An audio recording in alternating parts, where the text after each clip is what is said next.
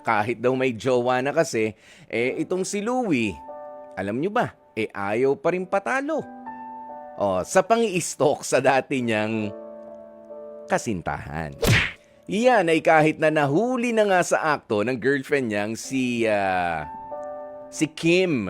Habang chinecheck ang laman ng history ng phone nitong kanyang boyfriend. Kasi hindi nagbubura ng history. Anong inililihim mo sa akin? Yan sinasabi. Kaya ang ending eto pong si Kim, hindi maiwasang mapraning sa kaiisip kung bakit ba? Bakit ba ginagawa mo pa yun? Ini-stalk mo pa, sinisilip mo na ako nakasama mo ah. Sabi mo ako lang maganda, sabi mo ako lang love mo. Kaya tanungin na natin, 27 years old mula sa Valenzuela, Kim, magandang tanghali sa'yo. Hello po, Kuya Poy. Ayan, kailan mo ba nahuli itong si Louie na ini-stalk pa rin yung ex niya? Last week lang po. Naku, fresh na fresh Ah. pa. Okay, sige. Ganito ang, gaano na kayo katagal na mag-on ni Louie? 3 years po. Tagal na rin ha. Tapos yung ex niya, yun yung ex niya Actually, bago ka dumating. Yes po. Gaano naman sila katagal na nagtagal nung ex niya? Parang 2 taon. 2 taon, tapos yung isang pagkikita nila hanggang last week. Hindi naman. Hindi naman nag-overlap. Hindi nag-overlap yung relationship. Di naman po. Sana. Yan, hindi mo alam. Joke lang. Talagang talagang inaaning ka ba lalo ni Kuya Poy? Medyo, no? Opo. Ayan, pero sila ay, saan ba to? Sa FB? Sa Facebook?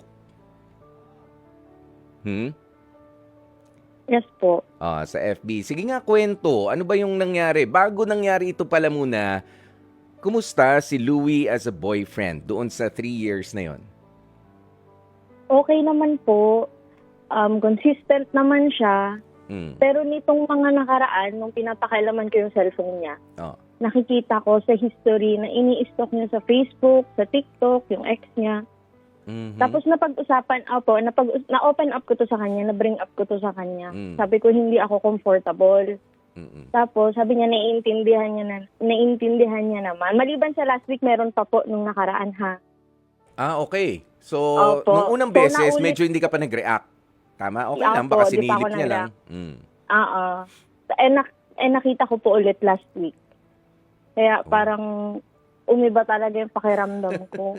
Ayan. Bakit? Ano bang itsura at ini-stalk niya itong si ex-girlfriend niya noon? Ano bang status? Hindi ko rin po alam sa kanya. Hindi ko alam bakit kailangan makibalita siya. Kailangan updated siya. Meron ba silang Eh, conversation? magkasama naman wala naman po ako nakitang conversation. At least yun, nabura, di ba? Ay, sorry. Okay. Sandali lang. Grabe. Ayan, pero hindi para sinasanay lang kitang, para wag ka na maaning, okay? Pero yung ilang mga katanungan ko sa'yo ay feeling ko mas masasagot to ni Louie. Louie, magandang tanghali sa'yo. Nandito naman siya. Louie? Louie? Ay, wala pa. Okay, wala pa si Louie, nawala pero kanina nandyan na. Okay, Kim, balik tayo sa balik tayo dyan sa mga sinasabi mo. Basta ito, ini-stalk niya lang, friends naman sila, nakikita mo, fina-follow, hinahayaan mo lang noon, tama ba? O hinahayaan mo Opo. lang, syempre, ex mo naman niya, kahit papaano, nagkaroon kayo ng pagkakaibigan. Opo. At may pinagsamahan naman sila. Nire-respeto ko rin naman po yun. Nirerespeto, tama naman yan. Nga lang, Opo. parang umaabuso na. Yun yung dating sa'yo, Opo. tama? Opo. Ang dalas naman. Doon sa mga nakita mong, pictures, videos, ano yung kaselos-selos ba doon sa nangyari? Gandara din ba si ex? Sakto lang. Kumpara sa inyong dalawa, sino ang mas maganda? Sige. Siyempre ako. Yun ang sinasabi. Oo. Yan ang gusto ko naman sa'yo. That's the spirit. Ayan, pero hindi nga kasi tama na babase lang naman din tayo sa itsura. O, katulad nga nung sinasabi ko kanina, wag naman sana.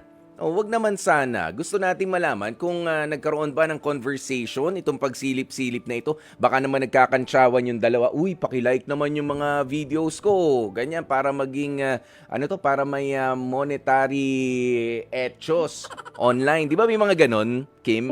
Kailangan sex talaga, Kuya Poy. Malay mo naman sa lahat. Oo, malay mo naman sa lahat ganun. Kumbaga, nag-group message lang siya. Group message ba tawag doon? O message blast. Okay, kaya nandito na ulit. Ayan, si Louie, 27 years old din, ha? Magkasing edad na magkasing edad. Louie. Louie? Brother Louie? Brother Louie. Oh. Medyo pangit siguro yung linya ni Louie, hindi pa rin sumasagot. Basta Louie, kapag ka nandiyan ka na sa linya, magsalita ka lang sa amin dito, iparamdam mo ang presensya mo o kaya naman ay galawin na lamang ang baso na iniinuman ko. Habang nag-uusap kami nitong si Kim na girlfriend mo ngayon. O sige. O ayan, Kim, tayo na naman ulit mag-usap. Nagme-message ba sa'yo si Louie ngayon? Hindi po. Hindi Okay. po kami nag-uusap. Ay, 2 araw na. 2 days. Pero ano naman yung mga paliwanag niya nung tinanong mo na Louie, ano na naman to? Ini-stalk mo na naman yung ex mo. Sabi niya, wala lang daw yun. Pero sa feelings ko, hindi yun wala lang. Dahil sobrang dami ba? Nung di ba pagka dun sa search history, makikita mo kung ilang beses, tama ba? Hindi ko po na-check kung ilang beses, pero siya lang yung babaeng ini-stalk niya. Tapos yung iba, mga kaibigan niya na. Mga kaibigan, Facebook page, gano'n. Pero yun lang talaga. O sige, nandito na. Sure na to, Louie? Yes po. O yan. Taas ang kamay nga. Taas mo kamay mo, Louie. Nakataas na po. Nakataas. Hindi namin makita eh. Pero buti narinig ka na namin. Okay. Sige, Louie. Yan. Tawa muna tayo dahil ewan ko lang kung matatawa pa tayo sa mga susunod pa nating pag-uusapan dahil nagsiselos. Nakabahan na nga po ako eh. Ayun nga, nagsiselos na itong si Kim. 2 days na rin daw kayo hindi nag-uusap nang dahil sa akusasyon niya na ini-stalk mo pa rin yung ex mo. Noon daw mga unang pagkakataon na nakita niya sa search history mo, okay lang. O nga lang, nagiging habitual na raw. Dumadalas na. Ano bang paliwanag mo dyan, pre? Actually po, pangit naman kung i-gaslight ko po yung feelings niya pati yung relationship na. So, I know naman po na whatever reason yung ibibigay ko is bad kung titingnan sa perspective niya. And anyone listening, pangit yung pinitingin niya. Pero ito po yung reason. I don't know if it's a valid reason or not. Pero ayun po, konting kwento lang po sa sige. previous relationship ko before etong current. So, we've been together po nung ex ko for almost 6 years. So, nagkakilala po kami. I'm a student, then siya is a fast food crew worker. And then, I know, nung sa previous relationship ko po, kahit fast food worker pa lang siya noon, na she has a great potential to be successful in life. In business, lahat po, in life in general. So, within our span of 6 years, nakita ko yung growth niya. And then, naging successful po talaga siya. Tama yung naging mayaman talaga po siya. Make it short. And then ako po kasi naging kampante ako at that time. Naging stagnant ako. And then towards dun sa almost the end of our relationship, yung isa sa reason kung bakit siya nakipag-iwalay sa akin, yung ex ko is parang na-outgrow niya daw ako. Na hindi niya nakikita na magbabago ako. Parang naging kampante, naging tamad. Ay yung So parang nahihila ako sa pababa. So naging resentment ko po at that time. To prove her wrong and to prove myself wrong na mali siya. Kaya ako maging successful, kaya ako magbago. And then, ayun po. Then, ito na po yung pinaka-reason kung bakit siya tinitingnan from time to time. Hindi naman po constantly yung everyday tinitingnan. Sinisilip mo siya? Para ano? Para ikumpara yung buhay niya nung nagkahiwalay kayo? To validate yung mga pagbabagong ginawa mo sa sarili mo nung nung medyo maliit ka niya? Somehow to validate po. Pero yun po, sa girlfriend ko po ngayon, possibly ang tingin niya is baka namimiss ko yung ex ko or kino-compare ko siya dun sa ex ko. And then pwede rin po yun to validate. But for me, yung pinaka-reason ko talaga is to constantly remind myself na kung ano ba, kasi sa akin po naniniwala po ko na yung past natin, parang may factor yan towards our decision towards the future. Mhm. Na sa akin po, it's just a constant reminder na yung mga sinabi niya, naging resentment ko. Kasi yung girlfriend ko po ngayon, almost kung ano yung nakita ko sa kanyang, sa ex ko na potential, nakikita ko rin po sa girlfriend ko ngayon. And then she's very sweet yung ngayon. And then, kaya ko po tinitingnan yung past to remind myself na wag ako maging kampante dito sa relationship ko ngayon. Na isipin ko kung ano yung dapat ko magiging decision sa buhay, action. Parang hindi po ako ulit makumpante kasi baka dumating sa future na ma-outgrow na naman ako ng girlfriend ko ngayon. Bakit ka Then natatakot? iwanan na naman niya. Oo, sabi mo, nagbago ka na. Bakit ka naman matatakot? Na-insecure ka ba? Na at any to be honest, moment ay mangyayari na naman sa iyo yung ginawa sa iyo ng ex mo at uulitin yon ni Kim sa iyo na kapag ka na-outgrow ka niya, parang namang you are in competition sa karelasyon mo. Parang lumalabas ha. It sounds na ganun yung andar ng conversation na meron tayo, Louie. Oh. Yes. Na-insecure ka nung una, Yes. tama, doon sa ex mo. Yes, actually. Tapos sabi mo nga parang parehas naman na matyaga, sweet, itong ikaw talaga sinusugarcoat mo pa ng konti. Natatakot ka, na-intimidate ka ba dito sa kay Kim? Hindi naman po sa na-intimidate. Siguro medyo gano'n na rin. Oo. Yun nga rin po. Kasi may potential po ako na baka bumalik ako sa dati kong ugali. Oh, bakit naman hindi mo masigurado na hindi ka na ulit magpapakakampante at magpapakatamad dyan? Bakit? Pagod? Pagod ka na ba? Kasi hirap po talaga baguhin ang habit. Alam mo, okay lang naman yung magpahinga, pare. Okay lang magpahinga. Kapag ka pagod, magpahinga. Kapag ka oras ng trabaho, magtrabaho. 'Di ba? Kapag ka oras ng trabaho at hindi kaya ng katawan, na hindi naman talaga kaya, halimbawa, masama talaga yung timpla mo, 'di ba? Meron naman mga leave credits, 'di ba? Edi mag-leave ka. Oh, 'di ba? Masama ang katawan, halimbawa, edi mag-sick leave ka. O, ganoon, vacation leave, ang dami-dami mga leave dyan. O, wag lang gagamitin yung yung bereavement, ang pangit naman nun. Oo. Ayan. Okay, sige. Para kasing parang na-intimidate ka. Pero kanina kausap ko naman si Kim. I don't think she's Englishera naman. Oh, hindi naman siya yung Englishera, halata. Hindi naman siya ganun. Oh, relax lang naman. She's not. Golden Retriever siya. Golden Retriever, Black Cat energy. Okay, Kim. Oh, eto. Yes, Lumalabas Kuya na. Poy. Nagsasalita na si Louie. Ito ba ay lumabas na sa kahit anong mga pinag-usapan nyo noon na kahit papaano pala siya ay na-insecure, na baka maiwan mo siya katulad ng ginawa sa kanya ng ex niya, kaya sinisilip niya raw yung ex niya bilang constant reminder na hindi ako dapat magpakakampante dito kay Kim dahil kapag gano'n na naman, iiwan din ako nito. Because you almost have the same potential daw nung kanyang ex na maging very successful din sa buhay. Nasabi niya na ba to sa'yo? Actually, ngayon ko lang yan narinig, Kuya Poy. At una sa lahat, ang sabi niya sa akin, 2 years lang sila. Ay, teka. Ng ex niya. Louie. Tapos, 6 years pala, ang sabi. Sabi, Louie, 6 tama? years. 6 years pala. Nako. And doon naman sa part na constant reminder, Kuya Poy, hindi ba pwedeng ako na lang yung maging constant reminder niya since ako naman yung kasama niya? Exactly.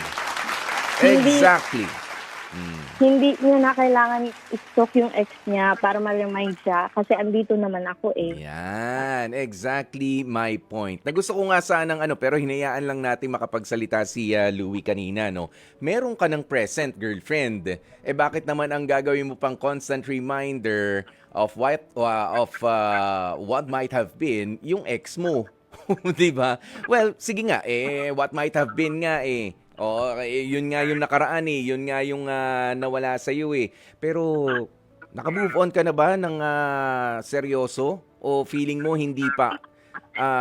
Please be honest, Louie, kasi unang-una medyo nabutasan tayo ni Kim doon sa sinabi mo na 6 years pala kayo nung ex mo, pero ang dineklara mo pala sa kanya ay 2 years. Alam mo kung sa BIR to, yung sinabi mo na 2 years kang 2 years yung binayar. Naku, maraming ano to ha. Marami kang backlog, men. Malaki ang utang mo pa. Oh, sige. Paliwanag mo yan. Mag-usap nga kayo, Louie and Kim. Are you ready, Kim? Sige, mga bala mo dyan, i-ready mo na. Hindi, yung mga questions lang naman. Sige, dito lang ako. Makikinig muna ako sa sideline. Louie, Kim, Louie, magpaliwanag ka ron sa sinasabi ni Kim. Yes po, okay.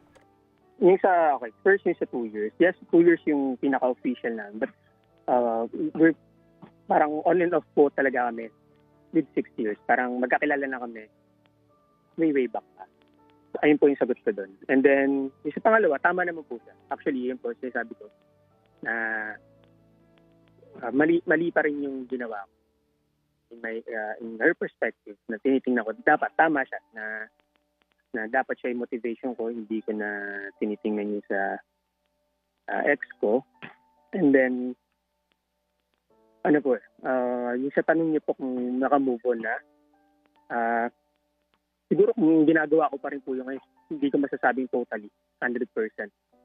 Pero, parang mas masaya ako kung ano po yung relationship ko ngayon compare sa previous ko. Pero yun po, sa tanong niyo na kung naka-move on ba totally, hindi ko pwedeng sabihin oo kasi yun nga po, i-gusto ko pa rin. Parang, kasi yun po, tama po siya na dapat siya na yung reminder ko pero ginagamit ko pa rin yung ex ko which is, on my part, tama po, mali ako. Tama siya. Okay, sige. I-address mo naman, Kim, itong si Louie sa mga questions mo. Kung meron ka pang iba dyan, sige. Louie, sana una pa lang, sinabi mo sa akin na ganun pala kayo katagal. At least alam ko sa sarili ko kung paano ako mag-a-adjust. Kasi sobrang tagal din ang pinagsamahan niyo. Then bigla akong pumasok sa picture. Hindi ko alam kung, yun nga, sabi mo hindi ka pa totally naka-move on. Hindi ko rin alam kung anong magiging ending nating dalawa kasi sobrang sakit din sa part ko na may unfinished, alam mo na, pa sa ex mo. Na baka mamaya gusto mo pa palang i-work out yun sa kanya. And hindi ko rin pa alam yung mararamdaman ko ngayon, Kuya Poy, sa mga sinabi ni Judy. I understand, no? Kaya nga nandito rin yung programa nating ito na Heart to Heart para nga sabi ko, gaya ng sinabi ko kanina, para tumulong na i-provide yung mga tamang mga pagtatanong, line of questioning para mapaliwanag nga kasi minsan kapag kayo lang dalawa, ang dali lang magsinungaling o yung iba naman ay hindi man nagsisinungaling pero nahihiya pa ring sabihin kahit pa nga kayo ay years na sa inyong relationship. Pero itong mga revelations ni Louie sa atin ngayon, syempre hiniling naman din natin sa kanya, Kim, 'di ba? Na maging honest siya.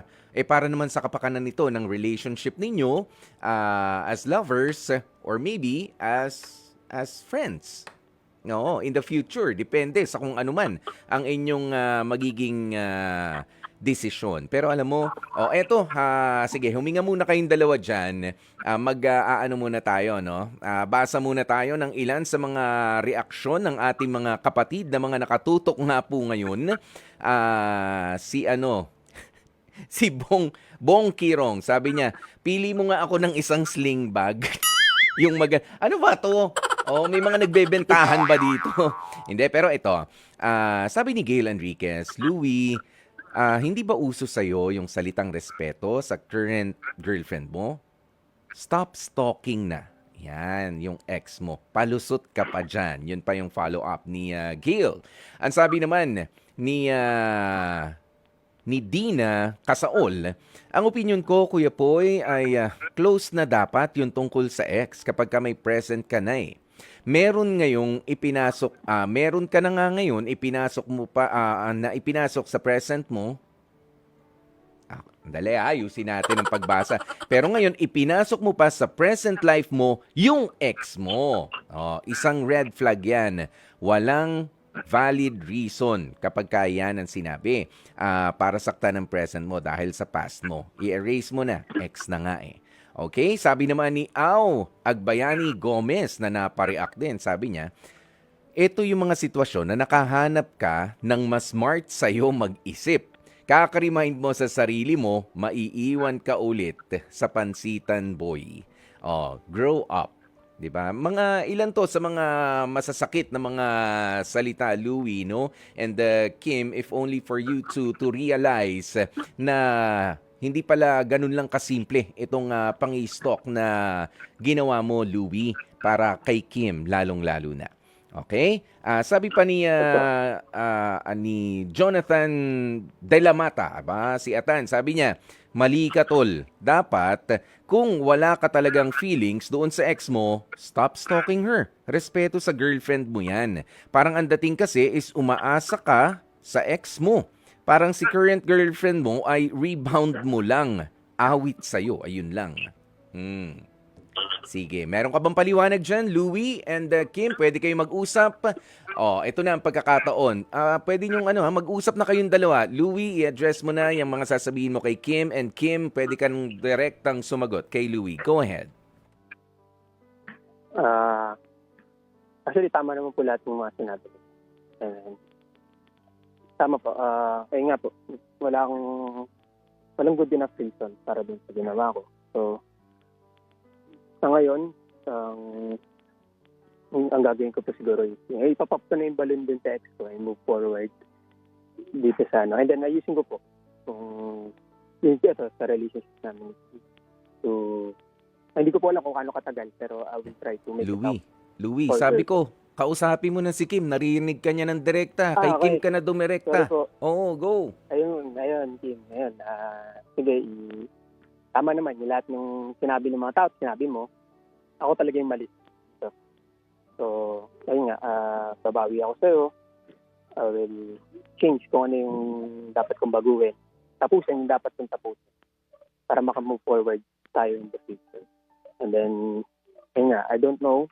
I understand kung sa ngayon or kung kano katagal bago mo akong patawad, pero I will try yung best ko para maayos yung relationship natin. Yun na po. Kim? Louie, kung kailangan mo siyang kausapin para ma-close mo na yung book mo sa kanya, okay lang sa akin.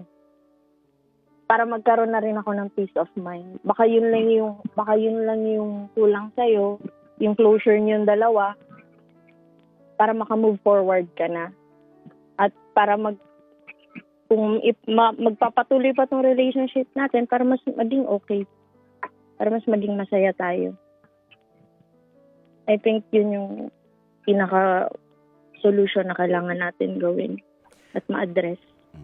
Louie, doon ba sa mga pagkakataon na ini-stalk mo itong si ex mo, sinubukan mo ba na mag-communicate sa kanya? Hindi po. Yun lang. Visit lang. Tinitingnan ko lang. Talagang tingin-tingin ka lang, ini-stalk mo and you're comparing kung kumusta na yung buhay niya noon sa buhay mo rin ngayon. Ayan, yung mga ganyan ang tinitignan mo lang. Alam mo, maganda yung suggestion ni Kim, ha? And you do it habang medyo wala sa sabihin na natin medyo hindi maganda ang sitwasyon ninyo. Pero pinapayagan ka nga niya para masagot mo na ano ba yung hinahanap mo, ano pa bang inaasahan mo sa pag-silip-silip, pangungumusta sa kanya kaysa nagkakaganyan ang relationship ninyo, alamin mo na. At tanungin mo na rin yung ex mo kung ano ba yung may aasahan ba? Kasi sabi mo, hindi ka pa nga fully naka-move on. At mahirap talaga na mag-move forward. Kapag ka ganun, may isa ka pang hakbang na kailangang gawin, yung pag-move on nga. Louie, kaya mo bang gawin yon? Yes po. No, na mangumusta sa kanya? Para matahimik ka na rin. Ano ba? Nagkaroon ba kayo na maayos na closure ni ex? Hindi po. Actually, hindi po. Hindi pa. Sige. Paano yan? Pinapayagan ka ni Kim. Will you take that opportunity?